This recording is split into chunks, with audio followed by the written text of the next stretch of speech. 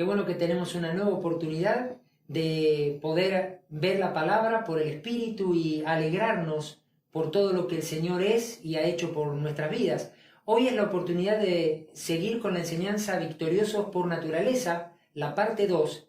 Y solo como recordatorio de la primera parte, recordarán ustedes que vimos que nuestra naturaleza pecaminosa fue crucificada junto con Cristo con la finalidad de que seamos libres del primer marido que era la ley. Qué interesante fue ver en esa oportunidad que estábamos unidos a la ley legalmente, pero por la obra de Cristo y por el cuerpo de Cristo entregado por nosotros en sacrificio, fuimos libres de la ley, justamente para ahora disfrutar de un nuevo matrimonio con el Señor. A partir de ese nuevo matrimonio con Cristo, que se hizo efectivo cuando Él resucitó, recibimos entonces una vida nueva. Pero hay un versículo que lo leímos en la primera parte y hoy lo vamos a repetir, es Romanos 8:2, que dice de esta manera: porque la ley del Espíritu de vida en Cristo Jesús me ha librado de la ley del pecado y de la muerte. ¿Qué es importante destacar aquí? Que en esa nueva unión, en el nuevo matrimonio que tenemos con Cristo, también hay, como sería lógico de entender, nuevas condiciones conyugales, porque por esa unión rige una nueva ley. Así como antes estábamos casados con la ley anterior que nos ataba al pecado, ahora hay una nueva ley por nuestra unión con Cristo. Y esa ley está dicha en este versículo como la ley del Espíritu de vida. Por esa ley nosotros fuimos hechos libres del poder del pecado y del poder de la muerte. Así que a partir de esta verdad vamos hoy a introducirnos en esta segunda parte de la enseñanza. La ley del Espíritu de vida. Para que podamos vivir en esa libertad con la que Cristo nos hizo libres y disfrutar de la ley del Espíritu de vida, es necesario entender que hay dos principios fundamentales, pero que son opuestos entre sí. Y los vamos a señalar para que precisamente nos demos cuenta de lo que significa el peso, la gravitación espiritual, la ley del Espíritu de vida en cada uno de nosotros. Primer principio que se opone a la ley del Espíritu de vida. La ley requiere de la acción humana para otorgar justicia. Repito, la ley requiere de la acción humana para otorgar justicia. Esto está registrado en la palabra de Dios y en Romanos 10:5 el apóstol Pablo escribe: así describe Moisés la justicia que se basa en la ley. Quien practique estas cosas vivirá por ellas. ¿Qué vemos aquí? Que esta justicia, el otorgar esta justicia, depende exclusivamente de las acciones del ser humano. Es decir, el ser humano tiene que tener participación. ¿Qué es lo opuesto? La ley del Espíritu de vida. Y vamos a ver lo que pasa. La ley del Espíritu de vida requiere de fe para otorgar justicia. Y también la Escritura dice algo al respecto. Por eso se le tomó en cuenta su fe como justicia. Y esto de que se le tomó en cuenta no se escribió solo por Abraham, sino también para nosotros. Dios tomará en cuenta nuestra fe como justicia, pues creemos en aquel que levantó de entre los muertos a Jesús, nuestro Señor. Él fue entregado a la muerte por nuestros pecados y resucitó para nuestra justificación. Esto se registra en Romanos 4, 22 al 25. ¿Qué es lo que vemos aquí? La ley del Espíritu de vida fluye como resultado del ejercicio de la fe en cada uno de nosotros. Por eso puede haber cantidad y calidad de obras para otorgar justicia, pero esto es inútil y nunca se podrá comparar al poder que tiene vivir de acuerdo a la ley del Espíritu de vida. Es evidente que la ley del Espíritu de vida es diferente a la ley dada por Moisés. Ahí había que trabajar, había que hacer méritos, había que hacer esfuerzos personales. En la ley del Espíritu de vida hay que desarrollar y ejercitar fe para poder vivir y disfrutar esta ley del Espíritu de vida. Bueno, justamente un ejemplo de lo que estamos viniendo analizando, de lo que Daniel acaba de decir, hay algunos pasajes bíblicos que los podemos encontrar con claridad y ahí vamos a ver cómo fue que los judíos actuaron con relación a la ley y con relación a la fe. Y esto nos va a servir a nosotros. El primer pasaje está en Romanos 9. Vamos a ir a leer desde el versículo 30 al 33 que dice así. ¿Qué concluiremos? Pues que los gentiles que no buscaban la justicia la han alcanzado. Me refiero a la justicia que es por la fe. En cambio Israel, que iba en busca de una ley que le diera justicia, no ha alcanzado esa justicia. ¿Por qué no? Porque no la buscaron mediante la fe, sino mediante las obras, como si fuera posible alcanzarla así. Por eso tropezaron con la piedra de tropiezo, como está escrito. Miren, que pongo en Sión una piedra de tropiezo y una roca que hace caer, pero el que confía en él no será defraudado. Segundo pasaje bíblico, en Romanos 10, versículos 2 a 4, que dice así. ¿Puedo declarar en favor de ellos, de los judíos, que muestran celos por Dios? Pero su celo no se basa en el conocimiento. No conociendo la justicia que proviene de Dios y procurando establecer la suya propia, no se sometieron a la justicia de Dios. De hecho, Cristo es el fin de la ley para que todo el que cree reciba la justicia. ¿Qué llama la atención aquí? En primer lugar, que los judíos eran sinceramente celosos de tratar, de procurar, de agradar a Dios. Es más, eran tan tremendamente celosos de esto que se cuidaban de todo y de tratar de cumplir al pie de la letra la ley, ser estrictos para poder agradar a Dios. Pero ¿cuál fue el problema de ellos? Que esta forma de actuar la establecieron como un sistema. Ellos dijeron, como Dios nos dio la ley, este es el sistema que nosotros tenemos que utilizar para agradar a Dios. Y entonces, aferrados a este sistema, ellos empezaron a desconocer que Dios había establecido, déjenme decirlo así, un sistema completamente diferente para agradarlo, y es el de la fe. Este fue el problema realmente de ellos. Dios estableció que el ser humano solamente lo puede agradar por la fe. Así que está bien claro en lo que está diciendo la palabra, que en el caso de la ley que fue dada por Moisés, todo depende de las acciones, cumplimientos y obediencia del ser humano a una letra escrita. Pero en Cristo es diferente, es todo por la fe. Vivimos y caminamos por la fe en la ley del Espíritu, porque esa es la manera de que nosotros podemos manifestar la esencia de Cristo que está en nosotros. Esto es importante entenderlo porque a veces lo podemos ver simplemente como que algo bueno, esto es algo que hacían los judíos porque ellos no entendían que había venido el Mesías y que ahora era por la fe. Pero no nos damos cuenta que esto que estamos diciendo con respecto a la ley muchas veces también funciona en nuestra vida de la misma manera. Y querramos o no, establecemos sistemas que están fuera de Cristo y que son buenos, entre comillas, aún a los ojos de los hombres y de Dios, y creemos que eso ayuda. O sea, que en cierto aspecto yo también puedo agradar a Dios, aunque sea en alguito. Y no nos damos cuenta que si no es a través de la fe de Cristo, esto no va a poder ser. Y creo que hay un ejemplo justamente que vas ahora a introducirte fuertemente, que sirve mucho porque esto pasó aún entre medio de los apóstoles, ¿no?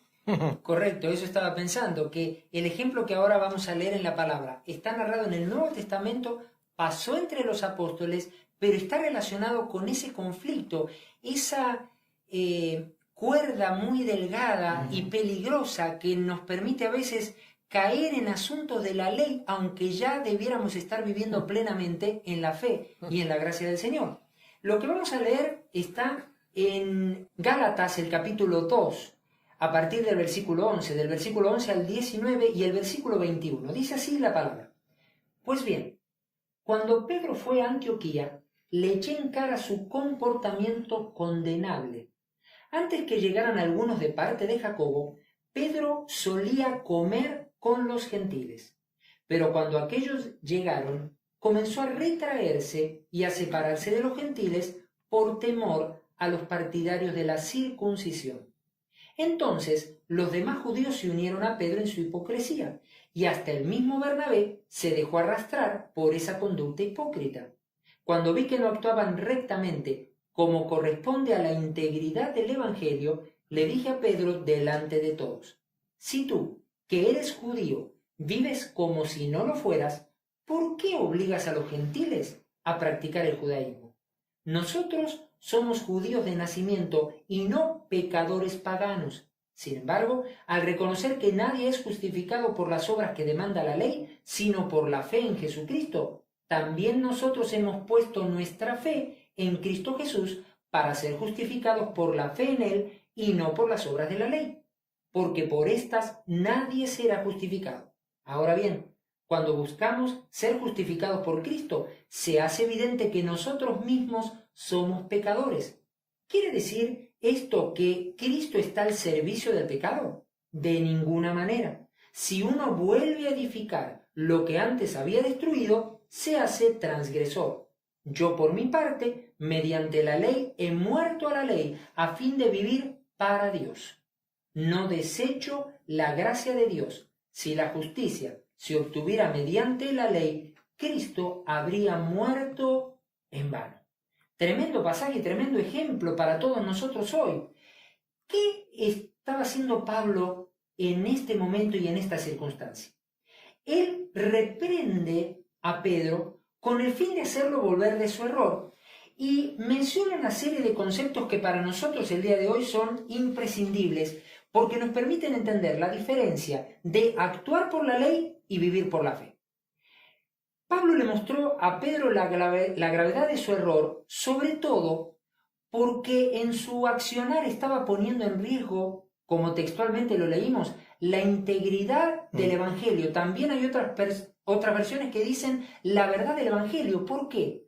Porque el Evangelio como tal es íntegro y habla la verdad de Dios. Y cuando nosotros hacemos acciones que están fuera de lo establecido por Dios, terminamos siendo transgresores de aquello que Dios estableció, y entonces pareciera que el Evangelio ya no fuera tan verdadero ni tan íntegro. ¿De qué se trataba poner en riesgo esta integridad del Evangelio? En primer lugar, si la obra de Cristo era en verdad insuficiente, Cristo estaría conduciendo al pueblo judío a pecar contra Dios por establecer que por la fe en Él el ser humano es justificado sin las obras de la ley. Es decir, Cristo estaría diciendo a los judíos: ustedes no se preocupen, no cumplan la ley, que de todas maneras van a ser salvos. Y les estaría mintiendo al hacer eso. En segundo lugar, Pedro, al estar sujetándose a la ley, estaba haciendo nula la obra de Cristo y volviendo, como lo leímos, a edificar las obras de la ley que antes, por Cristo, él mismo había destruido. Por esta razón, lo que Pedro hizo fue grave. Yo sé que cuando leemos este tipo de cosas nos parece extraño que entre apóstoles pudieran hablarse o dirigirse de esta manera. Casi para nuestra cultura posiblemente parecería irrespetuoso, pero en realidad hay que entender el trasfondo y hay que entender el celo de Pablo por ver que se está poniendo en riesgo la verdad de lo que el Evangelio significa y la misma obra de Cristo por estar haciendo cosas contrarias a lo que Cristo estableció. Entonces, ¿qué es lo que Pedro necesitaba entender? Que no podía intentar vivir en la ley y vivir en la fe al mismo tiempo. Fíjense que el versículo 21 dice una frase muy tremenda. Pablo escribió así: no desecho la gracia de Dios. Nosotros podríamos preguntarnos hoy, pero ¿cómo sería posible desechar la gracia de Dios? Si la gracia es algo que nos fue dado como regalo, ¿cómo podríamos desecharlo? Desechamos la gracia de Dios toda vez que pretendemos agradar al Señor, pero mediante los esfuerzos. Cuando dejamos a Cristo un costado, nos olvidamos de su obra y nosotros queremos hacer méritos para que Dios esté contento con nosotros, pensando que así el Señor nos va a justificar. Esto obviamente que es un engaño muy sutil, pero a la vez también hay un pasatiempo favorito del diablo que tiene que ver precisamente con pervertir la integridad del Evangelio. ¿Y cómo lo hace el diablo? cuando Él insiste con nosotros y nos pone ideas de que nosotros intentemos agradar a Dios por tener buenas intenciones, por hacer lo correcto, portarnos bien, y que de esa manera Dios va a estar feliz al vernos y al actuar a nuestro favor. Y estaba pensando esto, Hernán, Sí, perdón. no, adelante. Que justamente cuando hacemos algún esfuerzo por agradar a Dios, ese es el principio de la derrota. Sí. Porque el diablo sabe bien que no podemos lograrlo. A ver, ya hasta el hartazgo se ha demostrado. Solo Dios escribió 10 mandamientos. Uno podría decir, ¡ey, qué fácil! ¿Solo 10? Sí. Esto, si fueran 100, bueno, pero 10 tienen que ser fáciles. Sí. No se puede. No se puede. No. Entonces, el principio de la derrota, y no lo vemos, es tratar de alguna manera, por alguna rendija, de hacer algo, algún esfuerzo para agradar a Dios. Y como el diablo lo sabe, ¿cuál es el problema? Que cuando empezamos a sentir el sentimiento y el sabor de la derrota, nos cuesta mucho levantarnos por la culpabilidad. Entonces muchos creyentes quedan por mucho tiempo con esa, es como un manto que los cubre de una culpabilidad de la que no se pueden librar, y porque vieron que tuvieron una derrota aquí. Y son hermanos sinceros, no estamos hablando de personas que quieren pecar y que no tienen temor de Dios. No, no, no. Hablamos de personas que tienen temor de Dios, pero se sienten de esa manera. Y el diablo usa toda esa culpabilidad para que no se puedan levantar. Por eso es tan importante esto, y es tan importante no atacar la integridad del Evangelio. Correcto. Y justamente creo que lo que nos pasa a los seres humanos es que tenemos consciente o inconscientemente ese sentido de hacer algo para agradarle a alguien más. En este caso, a Dios. Y creemos que la justicia de Dios se mueve en ese carril, en ese camino. Cuanto mejores cosas hago, entonces Dios me va a considerar justo. Y hay algo que Pablo dice muy tremendo. Dice, si la justicia se obtuviera mediante la ley, Cristo habría muerto en vano. No solo es tremendo, es realmente grave. Porque imaginemos una obra tan poderosa como la de Cristo muriendo por toda la humanidad, y que aquellos que lo conocemos sabemos el poder de esa obra en nuestras vidas, ponerla como si no existiera o como si no sirviera para nada, porque nosotros estamos, contrario a lo que Dios quiere, esforzándonos para intentar agradar a Dios y agradarlo por nuestros méritos y nuestro esfuerzo. Gloria a Dios por su obra, gloria a Dios por su gracia que está en nosotros, y que llegamos a experimentar y vivir esa plenitud de gracia solamente por la fe. Por eso el camino nunca puede ser ley y fe al mismo tiempo. Ahora que estamos en esta unión con Cristo, el único camino es el camino de la fe.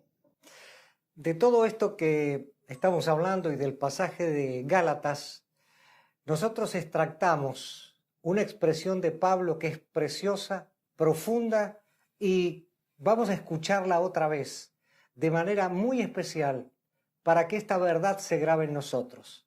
Pablo dice en Gálatas 2:20 así: con Cristo estoy juntamente crucificado, y ya no vivo yo, mas vive Cristo en mí.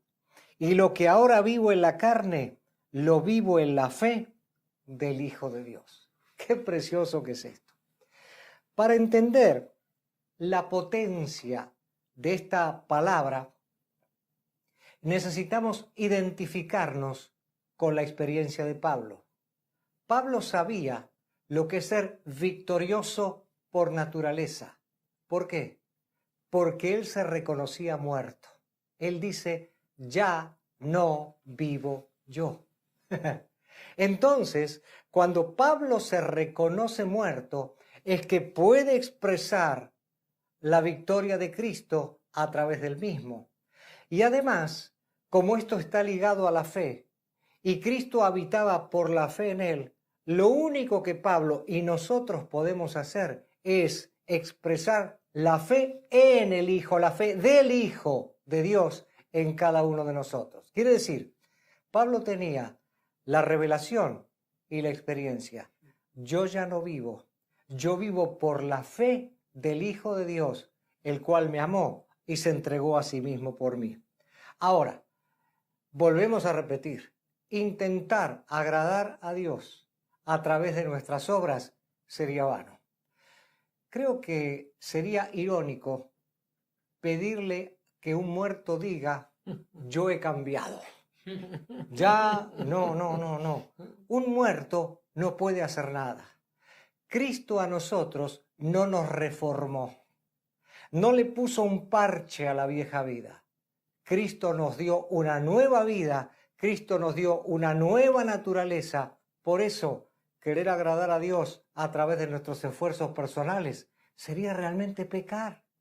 Porque si ya tenemos los recursos que Dios nos ha dado, la naturaleza de vida, la ley del espíritu de vida, todo lo que tenemos como recurso, sería obvio que no podemos ir a menos utilizando cosas que tienen que ver con nosotros. Por eso, este versículo ahora cobra para nosotros un énfasis muy especial para que lo podamos vivir. Entonces, es como que llega un momento de reflexión y decir, ya. Abandono todo esfuerzo personal. Ya llegué a la conclusión, como dice Pablo, de que yo no vivo. Pablo dijo, ya no vivo yo, es decir, es definitivo. Cristo vive en mí y yo vivo por la fe del Hijo de Dios que está en mí. Quiere decir entonces que cuando nosotros vamos a vivir la vida de victoria, no somos victoriosos por nosotros mismos. Es el Cristo victorioso que está dentro nuestro quien nos permite manifestar su victoria y todos los demás la pueden ver. Alabado sea el nombre del Señor. Justamente en esto que estamos viendo, tan interesante, ¿no? Que cuánta libertad nos da. Nos da mucha libertad porque no hay nada peor que a uno le pidan hacer algo que uno no tiene la capacidad de hacer. Y realmente ser victorioso cuando no podemos serlo sería terrible. Pero como Cristo lo puede ser, Él dice, yo lo fui y lo fui por ti, porque yo no necesitaba nada. Lo fui y lo quiero manifestar. Pero también la palabra nos muestra que cuando la victoria de Cristo se manifiesta en nosotros, hay una transformación. Es decir, esa nueva naturaleza que el Señor nos ha dado, no solo es una nueva naturaleza que nos hace lo que decimos una nueva persona. No, nos hace una nueva persona realmente, porque también hay cambios en nuestro interior. Cambios reales, completos y totales. ¿Por qué? Porque el Señor reemplaza todo lo viejo que proviene de nosotros para darnos todo lo nuevo que proviene de Él. Lo quiero mostrar en un versículo de la palabra que está en Isaías 61, verso 3. Dice allí, me ha enviado a darles una corona en vez de cenizas, aceite de alegría en vez de luto, traje de fiesta en vez de espíritu de desaliento. Serán llamados robles de justicia, plantíos del Señor, para mostrar su gloria. Esta es parte de una profecía de Isaías, una declaración impresionante. Tan impresionante y está tan perfecta registrada que realmente esta profecía se cumple los primeros 2 versículos en Jesús, porque cuando Jesús viene y está en la sinagoga, que es lo que dice Lucas en el capítulo 4, versos 18 y 19, le toca justamente leer el libro de Isaías y él toma el rollo del libro y él dice las palabras del verso 1 y el verso 2, que el Señor lo había ungido, que lo había enviado a pregonar el año agradable del Señor, dar libertad a los cautivos, todo lo que dice. Y después de ese verso 1 y 2 de lo que Jesús dice, viene este versículo que si bien tiene que ver específicamente con Jerusalén, porque hay algo de ese versículo que tiene que ver con Jerusalén y tiene que ver con el futuro de Jerusalén, también entendemos que espiritualmente hay algo que tiene que ver con nosotros. Y es obvio, porque cuando el Señor nos dio la nueva naturaleza, nos transformó desde adentro. Quiere decir entonces que es evidente que eso que vino a hacer Cristo a través del nuevo pacto es también darnos una transformación interior en nosotros como resultado de ¿qué?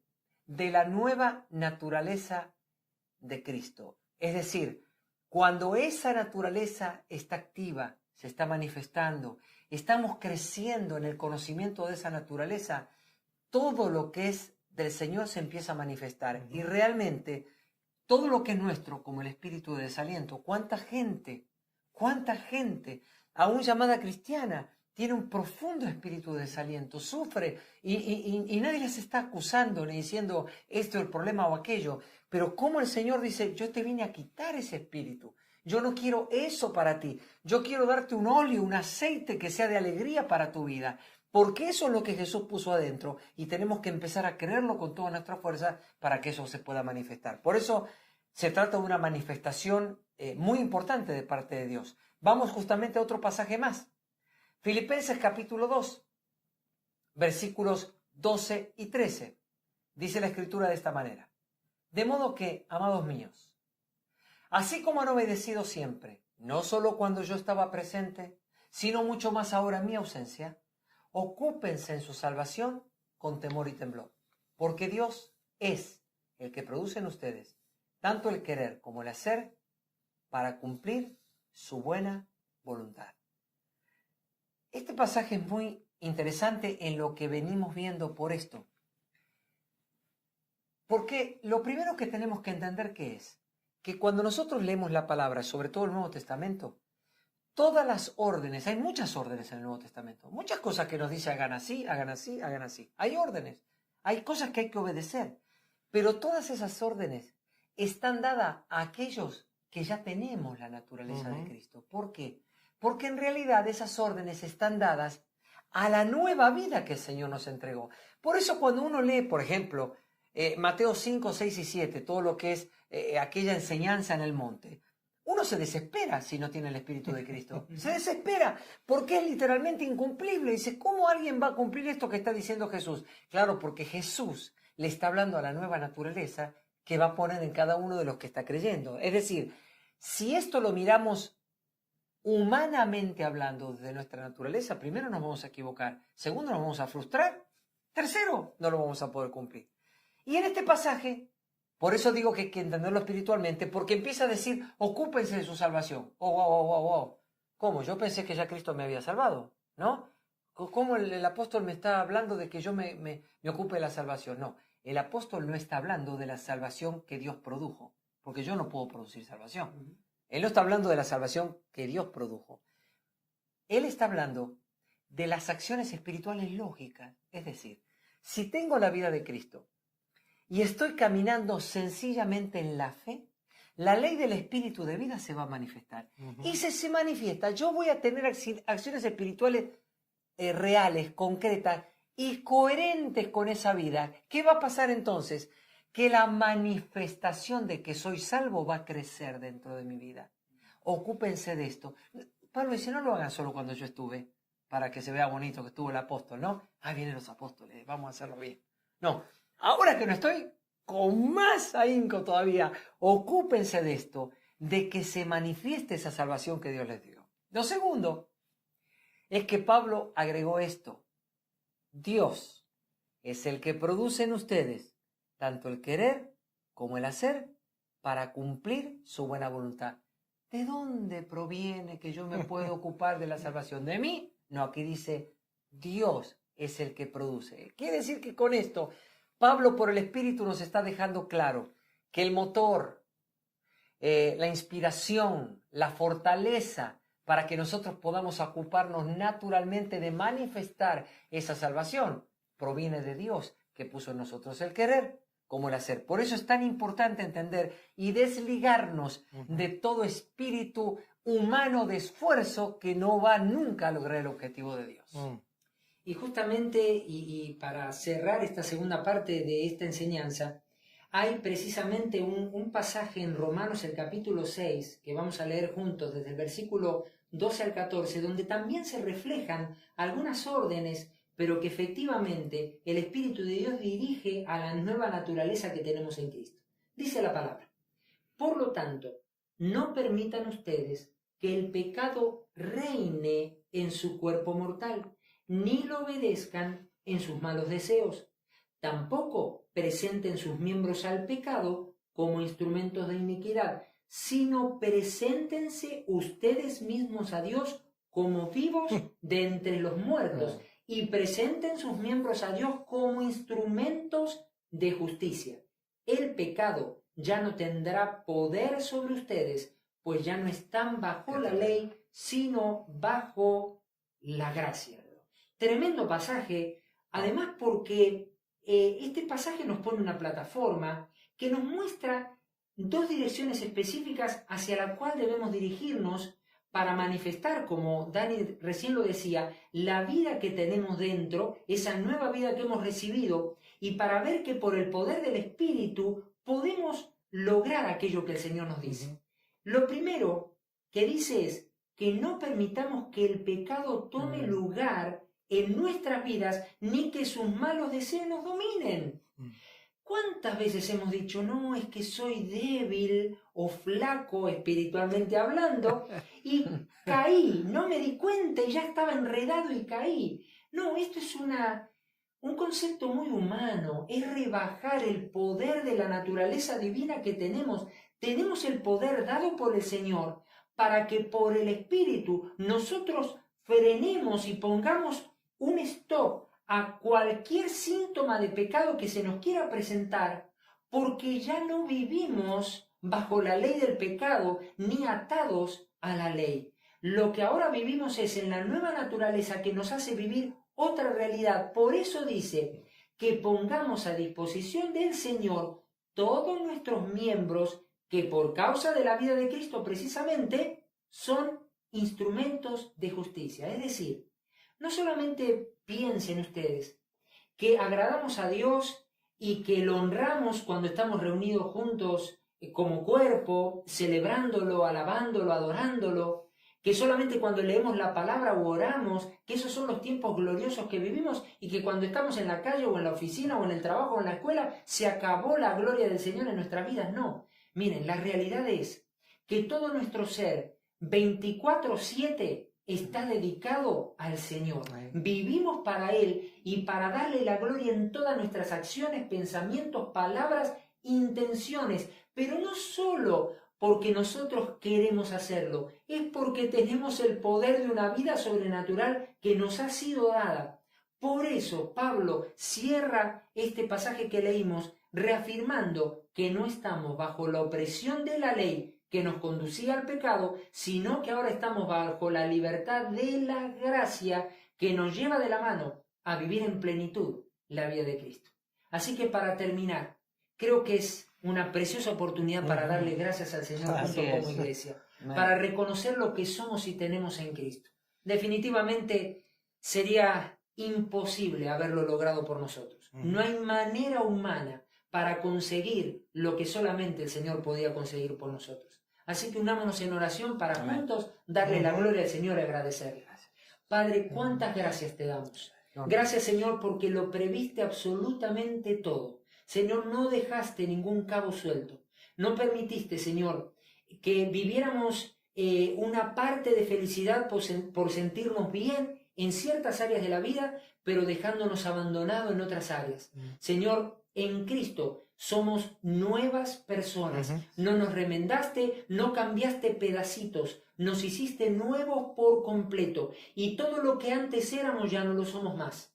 Ahora hay una nueva naturaleza que nos dirige, que nos guía, que nos rige. Hay una nueva ley en nuestras vidas, que es la ley del Espíritu de vida. Y nos has dado un poder sobrenatural en nosotros, precisamente por tu gracia y porque el Espíritu nos habita, para poder hacer todas las cosas conforme a tu voluntad y agradarte mientras estamos despiertos y mientras estamos dormidos. Para que toda nuestra vida, de principio a fin de cada día, podamos saber que todo lo que somos, hacemos, pensamos y sentimos es dirigido por el Espíritu y es para que se cumpla tu voluntad. Gracias te damos, Señor. Amén, Señor. Te damos gracias porque nos has librado de algo que no teníamos el poder de librarnos. Gracias, Señor, porque nos quitaste de esa esclavitud y nos trajiste a una nueva realidad, una realidad de libertad y una libertad de gracia. Esa gracia que no hicimos nada para recibirla, pero tú nos la diste porque sabías que era indispensable para poder vivir como a ti te agrada. Te honramos, te agradecemos, bendecimos tu nombre, te exaltamos y ponemos en alto a Cristo, su obra y todo lo que Él ha hecho y todo lo que Él es hoy para nosotros como iglesia. Gracias, Señor, por este privilegio que tenemos. Oramos agradecidos y reconociendo tu obra y reconociendo todo lo que has hecho en nuestras vidas y el beneficio que nos has dado por ser tus hijos. En el nombre de Jesucristo. Amén. Amén. Amén. Y amén.